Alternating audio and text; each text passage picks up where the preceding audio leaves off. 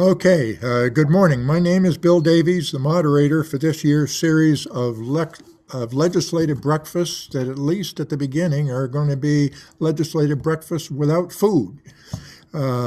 Meetings are again being hosted this year by the Vermont North Country Chamber of Commerce, and in behalf of the Chamber, I'd like to welcome everyone. I'm pleased to acknowledge that Dan Pellerin is present, and some folks should be able to see him or at least hear him. He is the Vice President of the Vermont North Country Chamber of Commerce.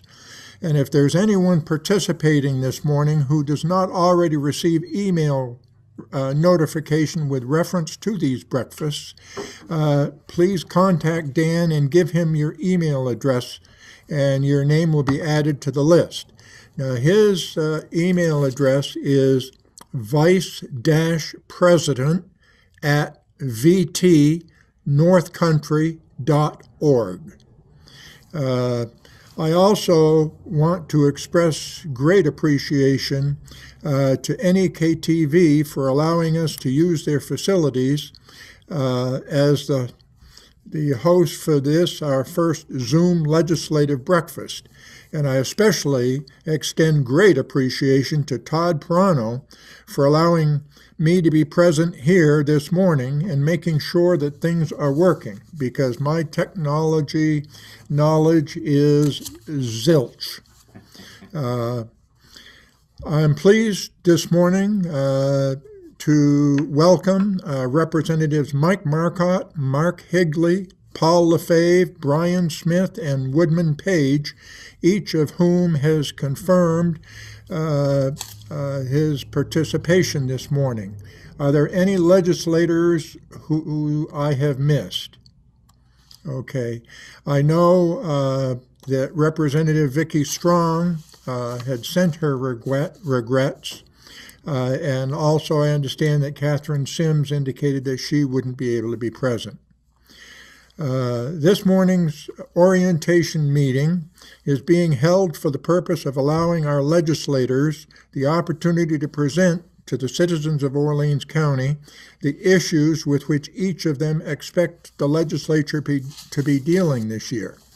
And I'll call on each legislator in the order of their seniority to speak for up to let's make this 7 minutes instead of 5 minutes, because the object of my participation is to make sure that we always fool the legislators, and I know they're all used to having 5 minutes, but I'm sure that they'll be able to fill in an extra couple of minutes.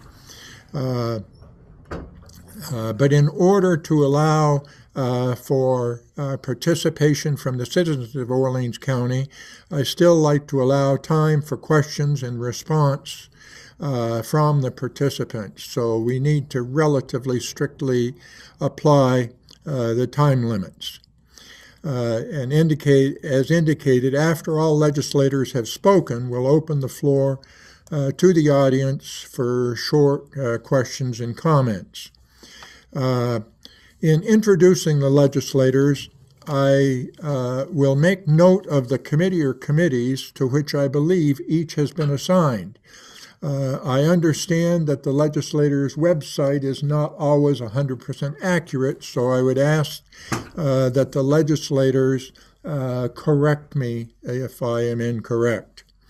We'll start with Representative Mike Marcotte, who serves as chair of the House Committee on Commerce and Economic Development and also co-chair of the Small Business Solutions Task Force. Mike?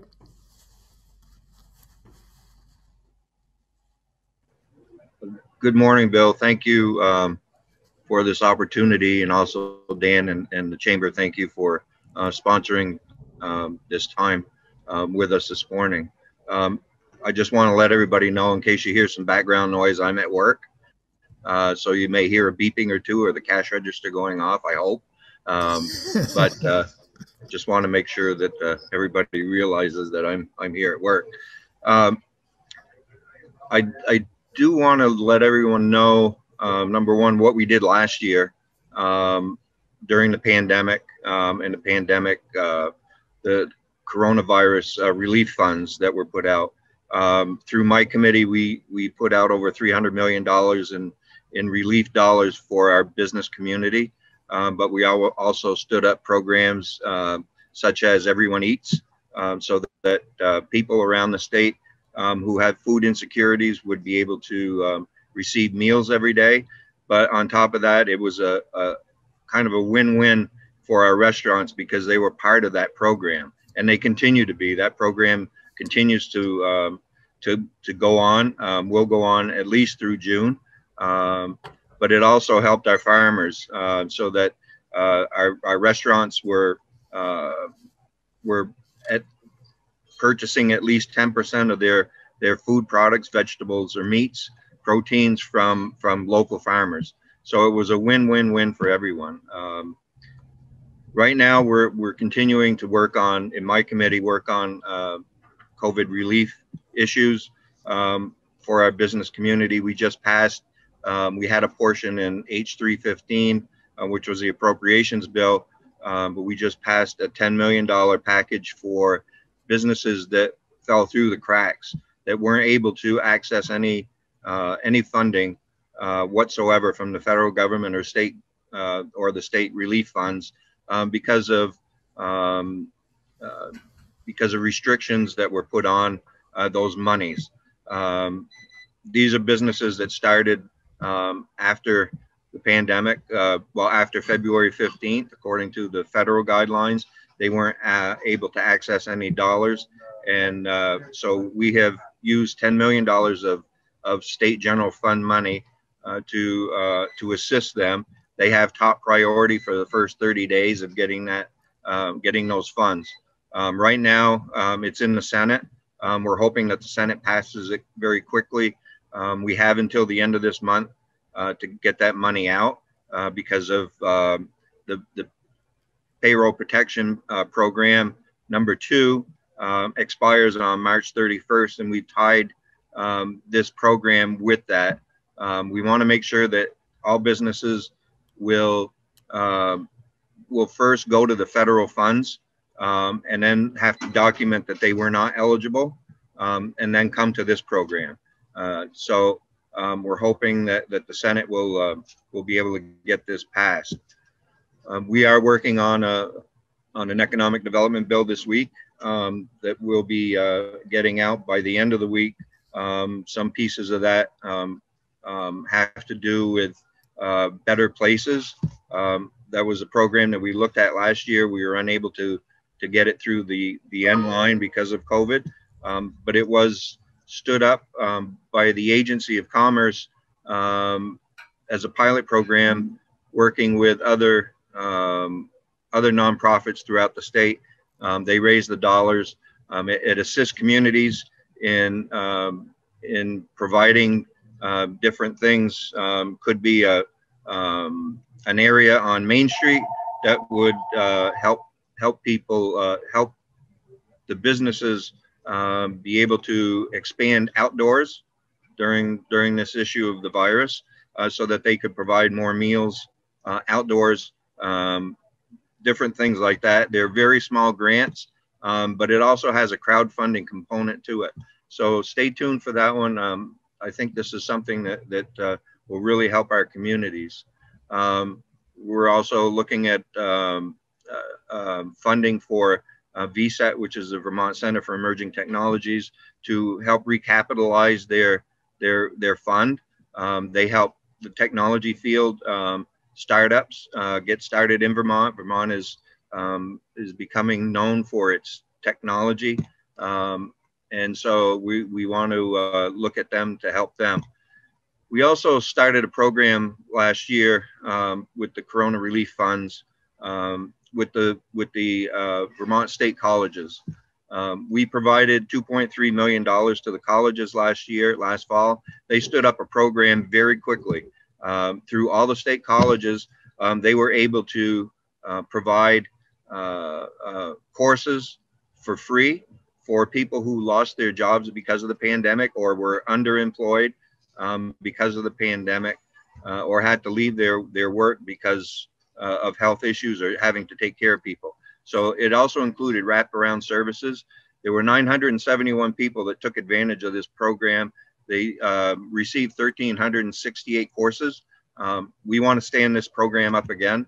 It really helps upskill our Vermonters so that they can get better jobs, better paying jobs.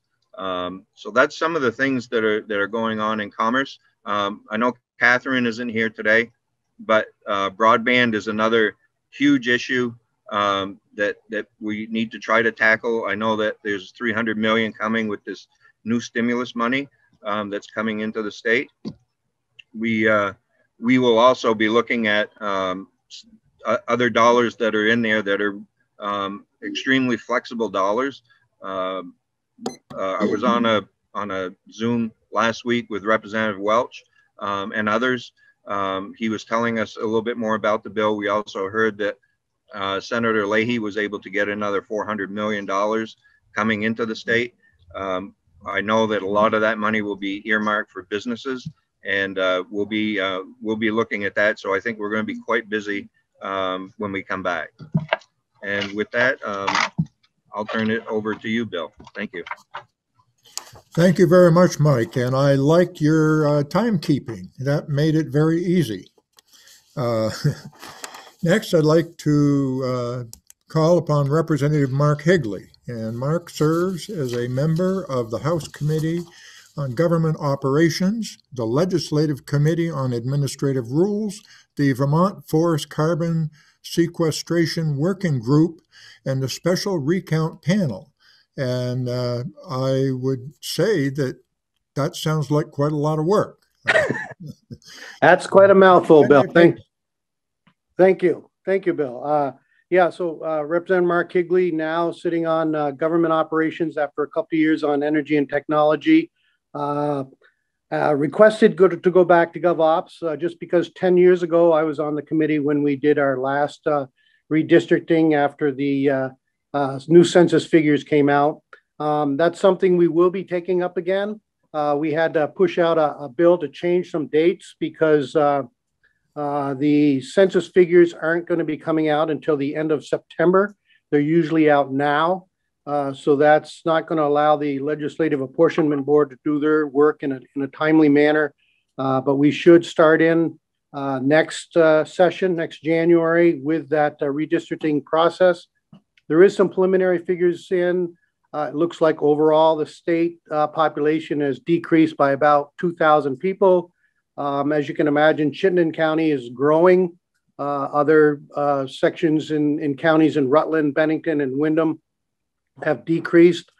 So again, that's going to be something we'll be taking up next year.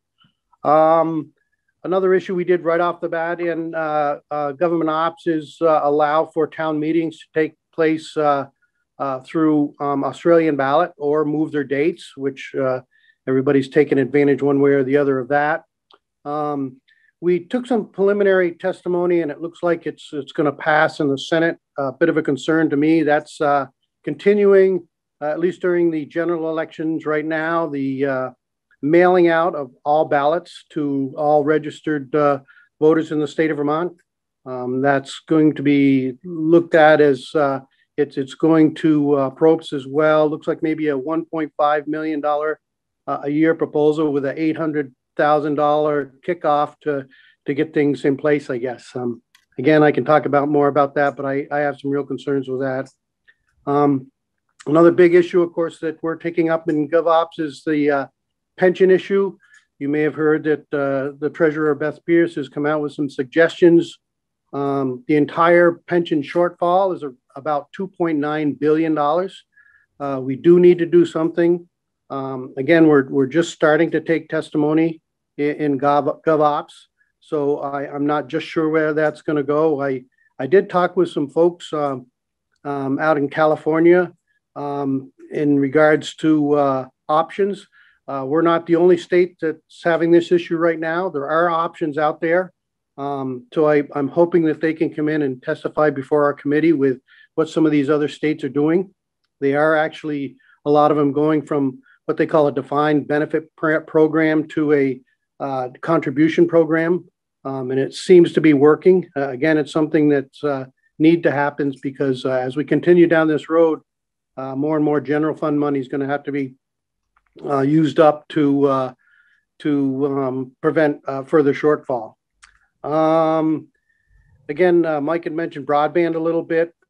One of the positive things in my mind, it doesn't sound like the Energy Committee is too on board yet, but Starlink, you may have heard of that.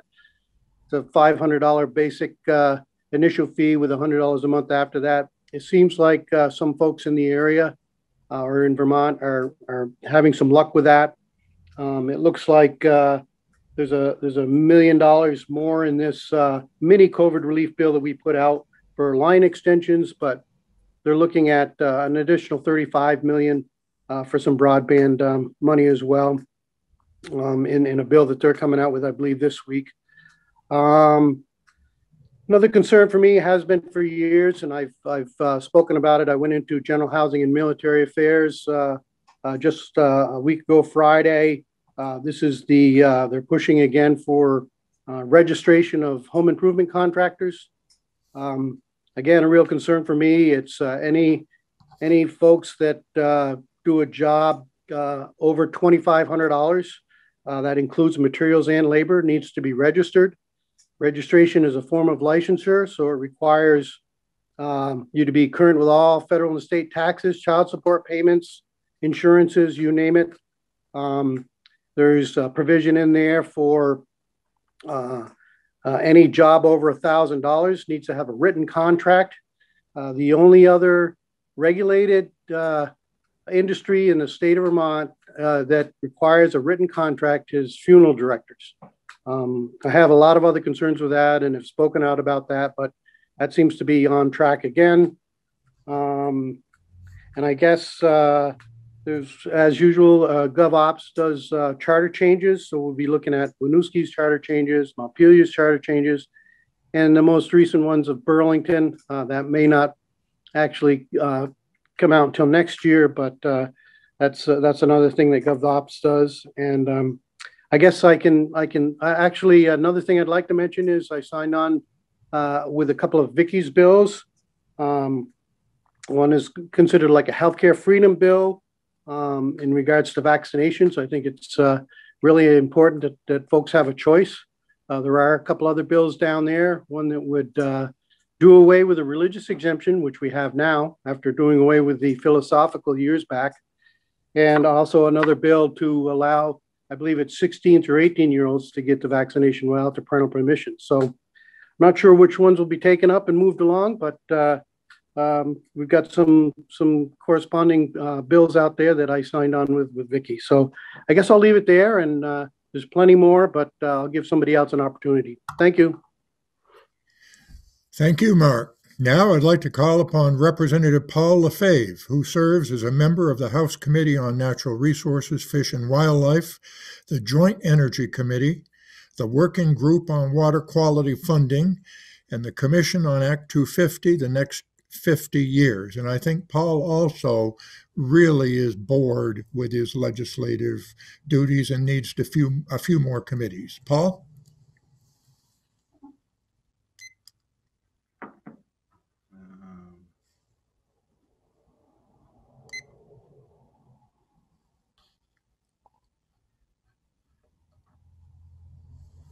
You're muted, Paul.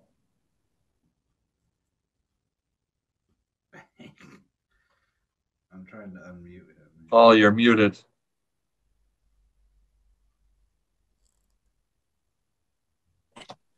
How's that? There we go. Are we here?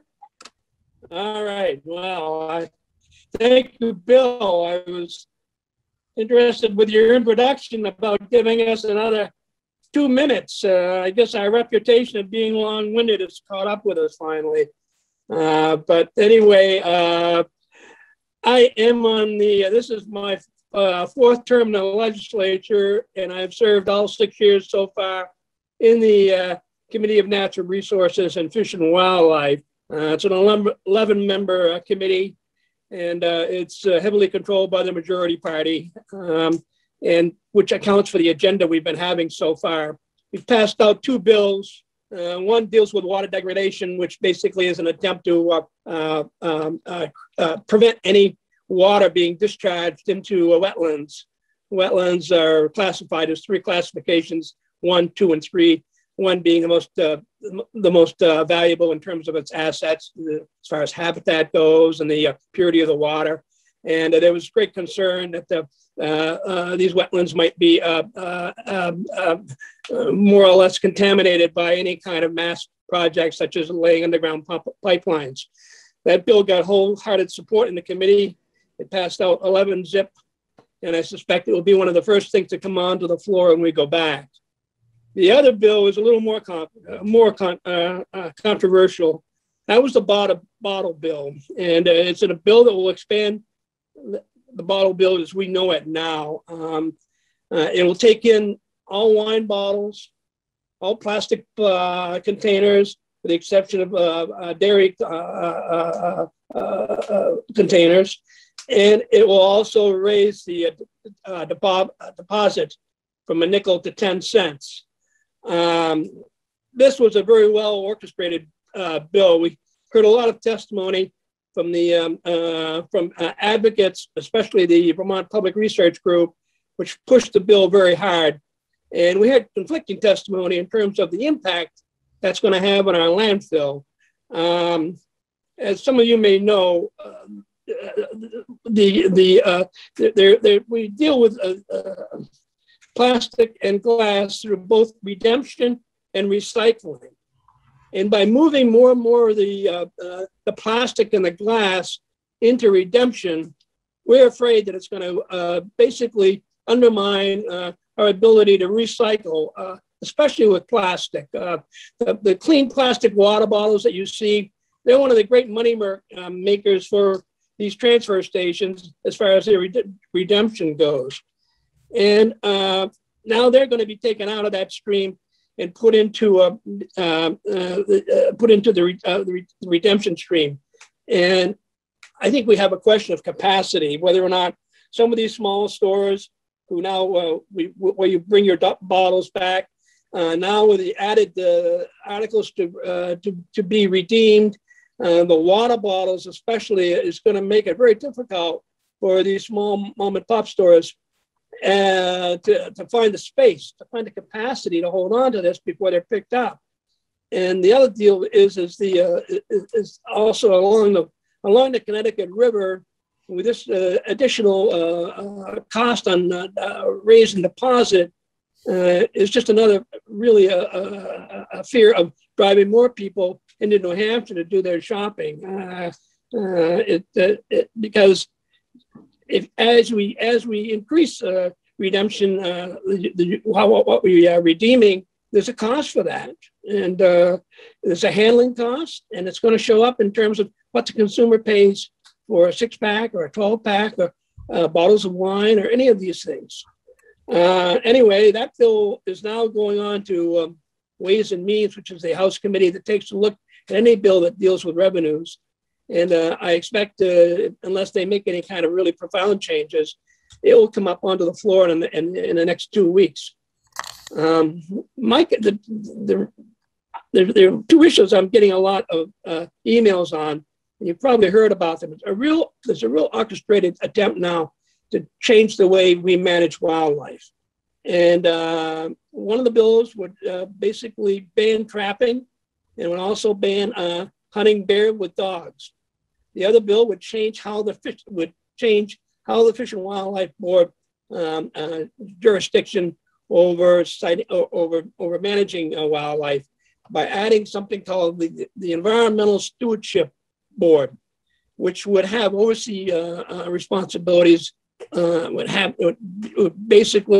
would be over the Fish and Wildlife Board, and the Fish and Wildlife Board would it's uncertain to me as to how that would function, but it would certainly lose its primacy as basically coming out with laws in fish and wildlife. I've probably received over close to 200 emails in support of both these bills, which suggest that they have been the groundwork has been well laid to bring this into the legislature. So far, we haven't had any testimony. I doubt that they will be acted on this year. But I suspect we will get testimony as the year as the legislature is into its final weeks. And so when we go back next year, that's all going to be there waiting for us. And the other interesting bill that's now coming our way is a bill that will change current use. And it will change current use in a very dramatic way, in the sense of, if you're now into forestry, you have over 25 acres of forest land, you can go into current use, which gives you a great tax break in terms of your land is taxed on the basis of its use value rather than its real estate value. And with current use, with this change being proposed, you would not have to follow any kind of management plan in terms of having planned cuts over a period of years. As it stands now, you have to manage your own land. If you have forest land, you have to manage it, and you have to show a plan of how that land will be managed. Under this bill, we're going to be taking testimony on. You can simply let the forest stand. We've reached the 7-minute mark, Paul, and we don't have the lights, and so makes it a little harder. But thank you very much. And now I'd like to call upon Representative Brian Smith, who serves as a member of the House Committee on Transportation and the Canvassing Committee. Brian? Am I unmuted? Yes. Can you hear me? Yep. Okay, I've prepared a letter that I sent out to the town of Morgan this year. I'm going to try to find it, and I'll read it, and then I'll go into some other details too. If I lose you, I'll call you back, Bill. I'm not very good at this. Just bear with me. Don't start the clock yet.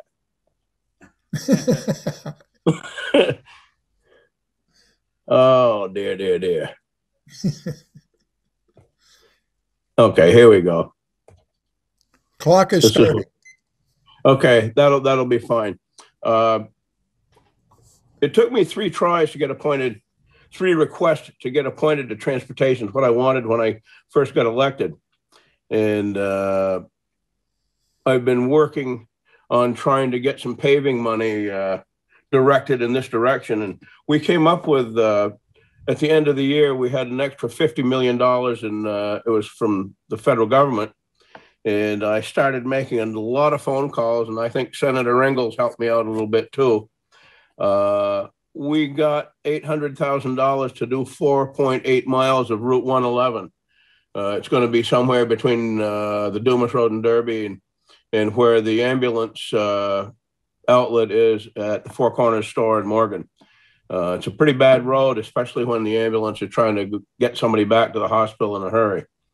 And there's monies going into Charleston Road between Charleston and Willoughby Lake as well. In the previous years, I introduced a texting and driving bill that the Senate took up as well in a different version of what I had tried to introduce. And they made law out of half of what I was requesting. I'm trying to get, they've stiffened the penalties in work zones and school zones.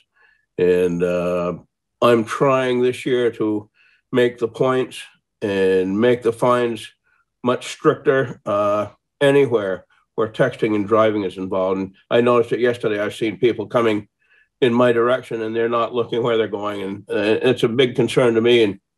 And teenagers, apparently, it's the highest rate of death on the highway is due to texting and driving, from what all the advertising is saying. I've introduced some other bills. I have a bill, House Bill 92, is a sex offense. If a sex offender is released from prison and has committed a crime on a minor child, property abutters are going to be entitled to know that this person will be living next to them. It's still in a committee right now. I don't think I know they haven't taken it up. And I've got a very controversial bill, House Bill 92. It's to fly only the American flag and the Vermont flag in publicly funded schools K through 12. I've received a lot of emails in favor of this bill. The committee It's in the Education Committee. The committee chair is very much opposed to it. So I've got a pretty good idea where that bill is going, but if the Education Committee receives emails from people, maybe she'll consider it. Maybe I'll have an opportunity to give some testimony on it. On to transportation. Transportation budget. The Agency of Transportation budget this year, the governor's recommended is $680 million, of which there's going to be 80 projects for paving, $120 million for paving. And I was lucky to get what I got for Morgan just because of this extra government money. Okay, let me see if I can go back to where I was now. That's what I wanted to tell you about. There. Can you still hear me, Bill? Yes, I can hear you fine. All right, thank you. One big chunk of money coming out is the revamping of the Department of Motor Vehicles process of internet and computers. Their computer system is about 40 years old right now, and they've put together a project that's going to total around $75 million. And hopefully this is going to make anyone wanting to go to motor vehicles or send something into motor vehicles a lot easier. They're asking for $47 million over the next 3 years to get this program up and running. And that's in the governor's budget. And hopefully it's going to work. And that's pretty much the big stuff that we've been working on. And there's a lot of grants that will be coming out for low to moderate income families that may want to purchase vehicles, high mileage economy cars. They're going to prefer electric vehicles. There's a lot of additional funds coming out in the form of grants, and there's some good to it. There's some bad to it, but I've only got maybe 2 minutes left, and if anybody does have any questions on that, I'm happy to take any calls or any emails. So that's pretty much what's been going on, and we're going to try to get our transportation bill finished up this week. I think we have to. So that's about it for me, and I'll leave it at that. Okay, thank you, Brian. Thank you. And next we have Representative Woodman Page, who serves as a member of the House Committee on Health Care. Representative Page. Thank you, Bill, and thank you all for attending. I'm very sorry that Representative Smith is no longer on the Healthcare Committee with me. I know he's fought long and hard to get off that committee and to get into transportation. So it's a lot lonelier without him there. But I thought I'd cover a few things in healthcare that we're dealing with and have dealt with, and will continue through this week. It's not an easy committee like a lot of the other committees. There's a lot of information related to it, and but I think it's important to be on that committee since we have our North Country Hospital here, and I think it's important that we have a representative looking out for the interests of our hospital as well as all of the hospitals. So I'll just go over, there's just a few bills that we're looking at right now. One bill is looking at allowing certain licensed out-of-state mental health professionals to treat patients using telemedicine. And there's some issues related to that, such as how do you track your healthcare professional to make sure that that individual is in good standing with the medical association? How long can that person be treated by an individual professional that's out of state? There's also issues related to where this professional is. He may be on one side of this, he may be situated, say, in California, somewhere in North America, or even overseas. So there's a lot of concern over this. Another issue is audio-only telephone health services. Just prior to the pandemic, or prior to the start of the pandemic, we initiated the ability for patients to receive audio-only telephone health services. And you can imagine that during the pandemic, there were a number of individuals that didn't want to venture out of their homes and go to see their primary care physician. And so one way of looking after the health needs of patients was to have the primary care physician, call them, talk to them, and see how they were doing. And that has seemed to have worked out rather well. As we get closer to the end of the pandemic, this service may be terminated. Right now, we're looking at collecting data on telephone services for patients to see how well it has worked.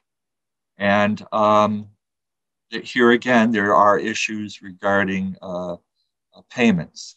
The payer to the provider, should that payer be paying the same amount for a patient that actually meets with their primary care physician in the offices, as opposed to the telephone service? Should there be pay equity between those two services or not? And so what our committee has decided that we're going to do is we're going to look at the data, and then we'll determine whether we'll continue this or whether there'll be some sort of reduction in payment.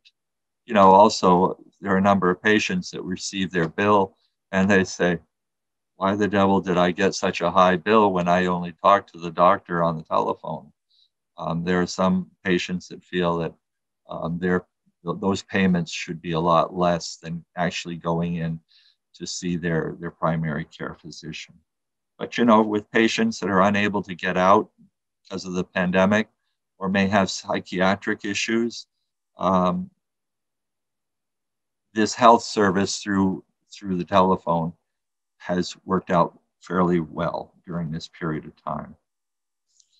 Another bill, I think that's going to be very controversial and will probably be ultimately passed out of our healthcare committee, will be H210. This bill addresses disparities and promotes equity in the healthcare system. And I know we all want equality throughout our healthcare system, throughout Vermont, but this bill is looking to treat supposedly these disparities that may or may not exist. I am not yet convinced that that we have a problem here in Vermont.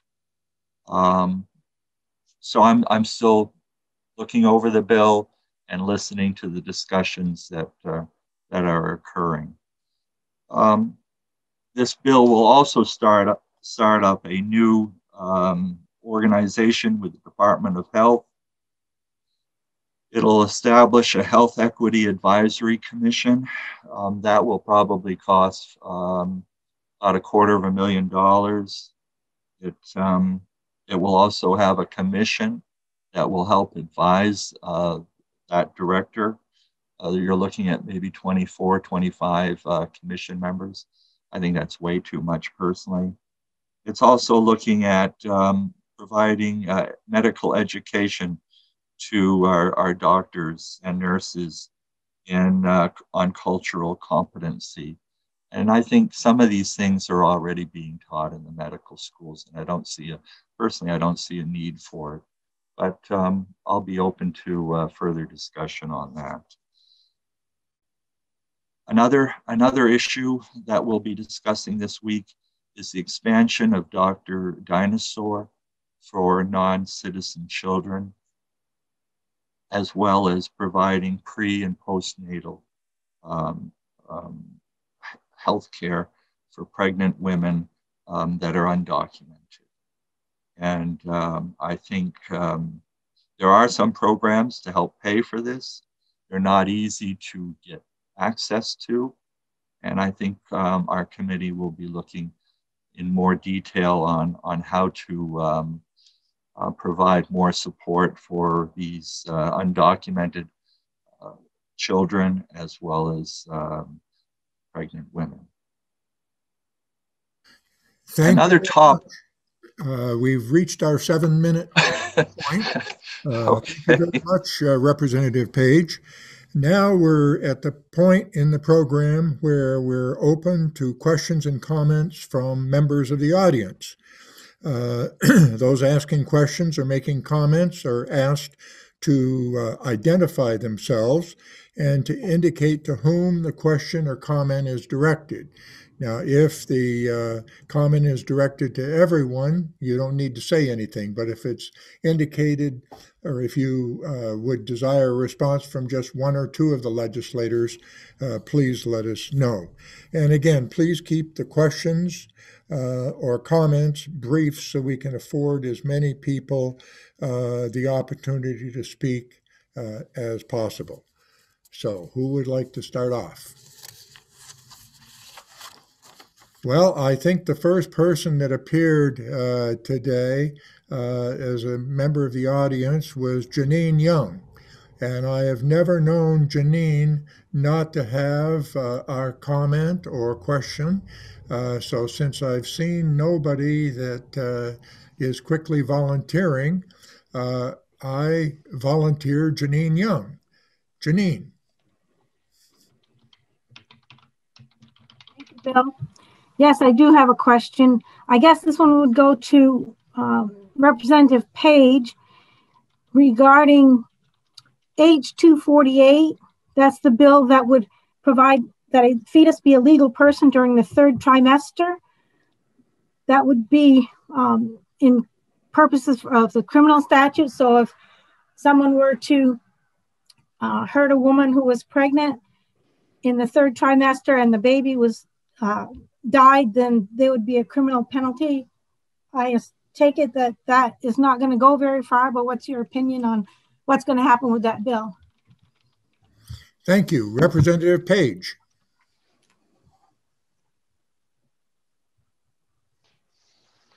Well, as you can imagine, we have not addressed that bill, and I do not foresee that bill coming before our committee for discussion. So it will probably it will die. That is my opinion. It won't see the light of day. So, is there anything else you want to know about that bill? Well, I thought that's probably what would happen. Okay, Yes. Next question or comment. Well, on my screen, I see Pam Lads. So let's, I don't see anyone else anxious to speak or have a question. So Pam.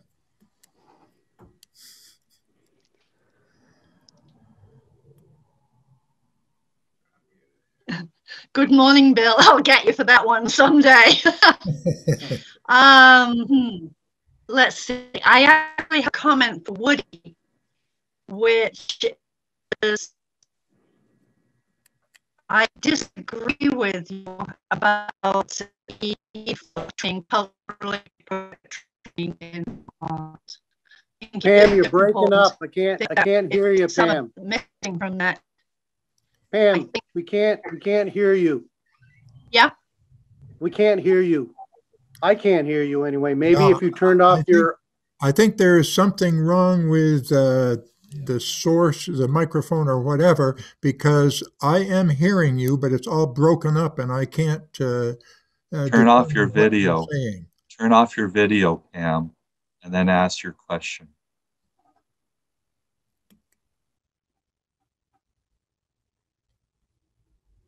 And you're going to have to unmute too, Pam.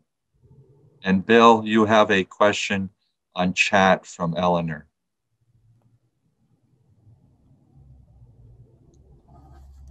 Okay, I just asked Pam to unmute, so she should be. Okay, well, let's give Pam a chance to figure out what's going on, and we'll call upon Eleanor. Good morning. My question is for Representative Lefebvre about the expansion of the bottle bill. So I'm Eleanor Leger. I am the founder and owner of Eden Ciders in downtown Newport. We are a small cider company with a fairly large footprint in that we export to 20 other states and the District of Columbia. And the bottle bill that expands to wine, then cider fits under wine. So we, the implications for us is that all of our packaging will now need to be changed to reflect the deposit. Our labels, the cans will need to be redone. And I'm just wondering, is there a time period contemplated to enable us to do that? Is there any support for that? And I also just wonder, can you also just comment on the state of glass recycling right now and what's happening to the glass and where it would be better environmentally for that glass, which path would be better environmentally for that glass to go to? Thank you. Representative Lefebvre.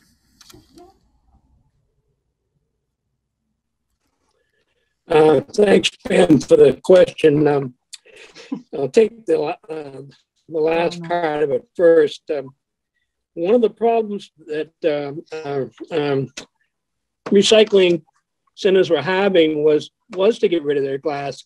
Of course, you know what happened over at the Chittenden County Solid Waste Plant when they were trying to stash their glass and not be very truthful as to what they were doing with it, and wound up getting fined by the state.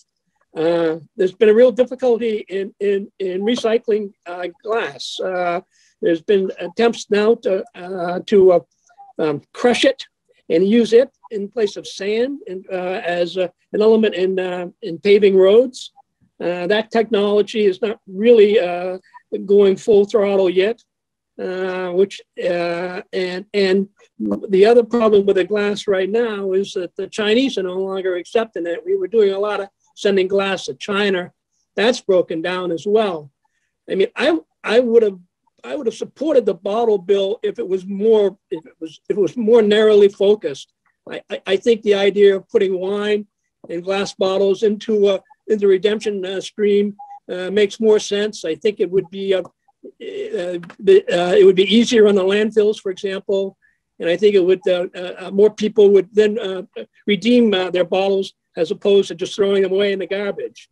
The idea that in terms of the impact that this is going to have on small businesses such as yourself, I think is very worrisome to me. I would have rather gone into it in a more incremental basis rather than have this kind of very comprehensive piece of legislation. And we'll wait to see what happens when the debate goes to the floor. But I suspect it is a very controversial bill, and there may be amendments coming. Am I missing a part of your question? I'm sorry, I've kind of maybe lost the thread. No, here. that's helpful, and I, my interest is long term is to do the right thing for the environment, and I agree with you that the glass should not end up in a landfill. And I think the first part of my question was really is there going to be transitional support for small producers to help deal with all of the changes to packaging and approach that is going to be required for us? I remember now. I think, yes, the bill won't go into effect until I think it's a year, 2022, something like that. And I think along the way, not only does the bill have to go through the House, but then it goes over to the Senate. And I'm hoping that there'll be more slack in terms of a startup date. Because I think in terms of the pandemic, and I think it's a terrible time to have a bill that's this comprehensive. And I'm afraid it's going to impact people in a very negative way, especially in our neck of the woods. But that's yet to that remains to be seen. But as of now, the bill will go to Ways and Means, and it will come out to the House floor sometime probably in the next 2 weeks. Thank you. Thank you. Now, Pam, Thank you. Pam, were you able to? I don't know. Let's find out. Can we? I heard you. Nope, I'm off the hook. Oh, okay. Woody, this was directed to Woody. The comment that you made was about you had not your group had not considered that training in cultural sensitivity was necessary for healthcare professionals. You thought that they were pretty sensitive already.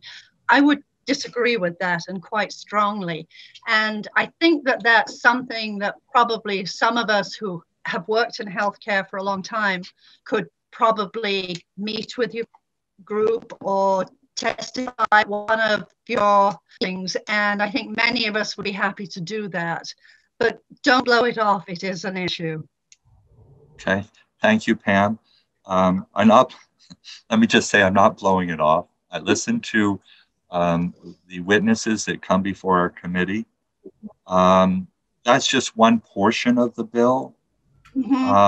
And as far as, well, like I said at the very beginning, you know, we want equality in our health care for everyone, for every Vermonter. And I don't see where the purpose of this bill is going to promote equity in the healthcare system. I don't see how they can do it. And based upon the witnesses that I've listened to and asked questions to, I haven't seen evidence where there's been disparities within our healthcare system. That's not to say that there aren't examples, because I'm sure there are. But as far as reported official reports, I have not seen those things. And then I guess the other comment I would make is that, you know, the Department of Health already has a director of planning and healthcare quality, and I can't see why another department has to be stood up. Why that some of these things can't already be accomplished within the Department of Health. Sure. So, can I make a suggestion? Certainly. To look at the system and look at the pay-as-you-go healthcare model as opposed to trying to look at fundamentally unequal, which is what we have now. Excuse me, Pam, you're breaking up. Perspective. You're breaking up and we can't hear you. I do see. Okay, then I've turned off the video. Try that. I'm saying that you look at a healthcare model as opposed to what we have now, which is far from equal. Okay. Well, I'll certainly keep an open mind. Okay. And I do see at this point that Jim Davis has his hand raised. Good. Mr. Davis. Good morning, everybody. Actually, this is kind of a general question for anybody on the representatives, but housing has become a big issue in the state of Vermont. The ability for people to afford affordable housing or workforce housing. And I'd just like to get some feedback as to where the legislative bodies are working and what kind of things are they working on to address this issue. Okay, well, I think that's a general question for all legislators. So let's start with Representative Marcotte. Thanks, Bill. We actually are working on something on the downtown tax credit program to expand that into neighborhoods surrounding the downtown, the designated downtowns it's downtown and village centers. We're looking at expanding those tax credits out into those areas to assist those landlords in refurbishing their buildings, bringing them up to code, you know, new facades, the same things that have to be done in the downtown tax credits. We're kind of going to firewall that a little bit from the downtown tax credits. I think right now we're looking at a $750,000 tax credit that would go on for 5 years, and then we'd have a sunset on it so we can evaluate the program to make sure that it's working. But that's something that we're looking at right now. I know there's other things that General Housing Military Affairs have been looking at as well. There was a proposal, I believe that last year, and I'm not sure if it's in there this year, to provide grants to rehabilitate blighted properties and bring them back up to assist landlords in bringing those in back up to specs so that they could be rented out again. So that's some of the things that we've looked at. Thank you. Representative Higley, do you have anything to add? I do. Thank you, Bill and Jim. So in this mini COVID relief bill that was just came out of the House, it's over in the Senate now, but there's $10 million in that for housing. Some of the concerns I have is again with this home improvement contractor registration. I don't believe that's going to be helpful in the price of housing. Also, there's a rental registry and short-term rental bill that's, I believe, in the Senate right now. There's some major costs to that in some of the aspects of putting that together and verifying it, and more money in, I believe it's probably fire safety division and so on. And then, of course, you may have heard that Burlington, through their charter change, just passed the just cause eviction notice for rental properties. And I've already gotten calls from people outside of Burlington that are fearful of what that implication might be down the road for them. And you've got people out there that are, got $8,000 worth of damage already done. They're going to look at putting that back into it to get it up and back in shape again and then selling. So I think there's some concerning things out there that aren't going to help the housing situation. But again, that initial COVID relief money for another $10 million in housing is out there. Thank you. Thank you. Representative Lefebvre, anything to add?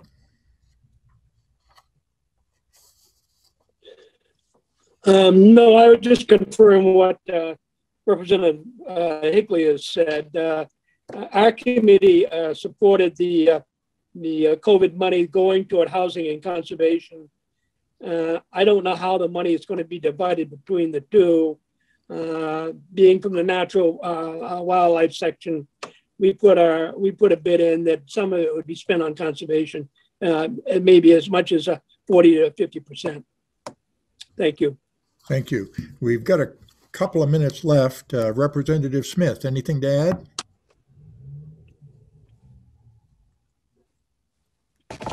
Yeah, just quickly, that's a good question, Jimmy. Housing is a real serious issue in Vermont, especially affordable housing. But how much housing can the state of Vermont contribute to and keep stiffening the problems that taxpayers have nowadays? But I can connect you. If you email me, I'll connect you with someone from General Housing and General Affairs, and she could give you a much broader perspective as to what they're doing with housing. So if you do that, I'll get back to you quickly. And Representative Page, anything to add? Yes, I would just say that with the COVID relief bill that recently was passed out of our committee, I believe we submitted something like $4 million for housing. But one of the issues is, and this was mainly for the homeless individuals within Vermont.